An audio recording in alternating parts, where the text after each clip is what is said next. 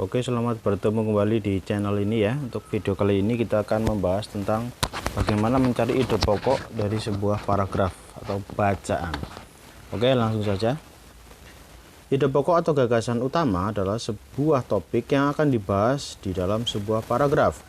Sebuah paragraf yang baik memiliki ide pokok dan beberapa kalimat penjelas.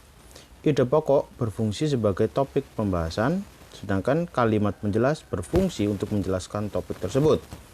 Sebuah paragraf harus memiliki ide pokok dan kalimat penjelas yang berkorelasi atau saling berhubungan. Jenis paragraf berdasarkan letak ide pokok terbagi menjadi tiga, yaitu paragraf deduktif, induktif, dan campuran. Paragraf deduktif adalah sebuah paragraf yang keberadaan ide pokoknya berada di awal, sedangkan paragraf yang ide pokoknya berada di akhir disebut paragraf induktif. Lalu bagaimana dengan paragraf campuran? Ya, paragraf campuran merupakan sebuah paragraf yang memiliki setidaknya dua ide pokok, yaitu berada di awal dan akhir. Menentukan ide pokok sebuah paragraf merupakan hal yang tidak terlalu sulit. Ketelitian merupakan salah satu hal yang harus kamu miliki untuk dapat menemukan sebuah ide pokok dengan mudah. Untuk memudahkan kamu dalam menentukan ide pokok dari sebuah paragraf, ada beberapa cara yang dapat kamu lakukan. Ayo kita lihat. Yang pertama, pisahkan kalimat utama dari kalimat khusus. Kalimat utama biasanya akan diikuti atau didahului oleh kalimat khusus atau kalimat penjelas. Untuk dapat mengenali sebuah kalimat khusus, kamu dapat memperhatikan salah satu cirinya, yaitu sebuah kalimat yang berisi contoh, bukti, atau rincian secara khusus. Sehingga jika kamu melihat adanya sebuah kalimat dengan ciri tersebut, maka itu adalah kalimat khusus. Setelah itu, pisahkan keduanya, maka kamu akan mendapatkan sebuah ide pokok yang berbentuk kalimat utama. Jadi kalimat utama itu kalimat yang memerlukan penjelasan secara khusus. Lanjut, membaca dengan seksama. Mungkin ini adalah cara yang paling sederhana. Kamu hanya perlu waktu dan sedikit konsentrasi untuk melakukannya. Dengan cara ini, maka kamu sudah dapat menentukan mana yang dapat disebut ide pokok atau yang termasuk kalimat penjelas.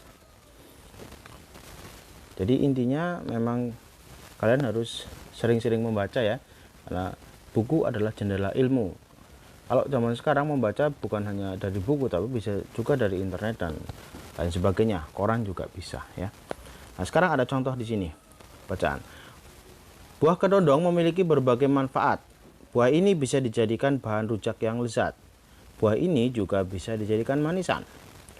Buah yang rasanya masam ini juga bisa dijadikan obat batuk dengan cara makan daging buahnya yang sudah dicolek atau dilumuri kecap. Nah, mana kira-kira kalimat utamanya?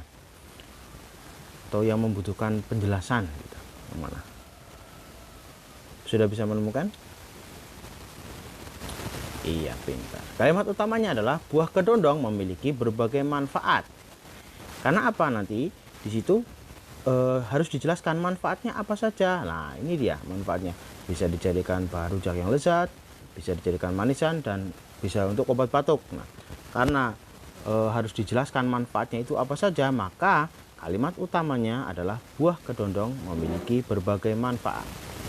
Nah, sekarang berarti ide pokoknya apa? Ide pokok itu bisa diambil dari kalimat utama, bisa juga apa yang kalian dapatkan dari paragraf itu, dari bacaan itu. Apa yang kalian dapatkan dari bacaan ini? Buah kedondong tadi itu. Iya.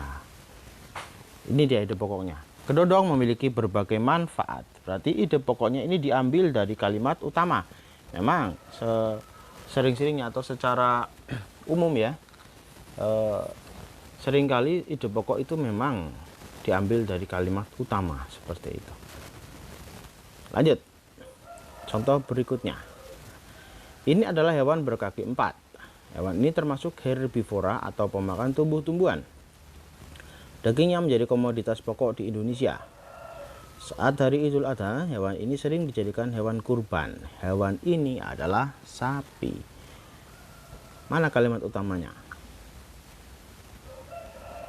Yang membutuhkan penjelasan. Atau mungkin dijelaskan dulu, baru diambil suatu kesimpulan. Oh, ini dia gitu.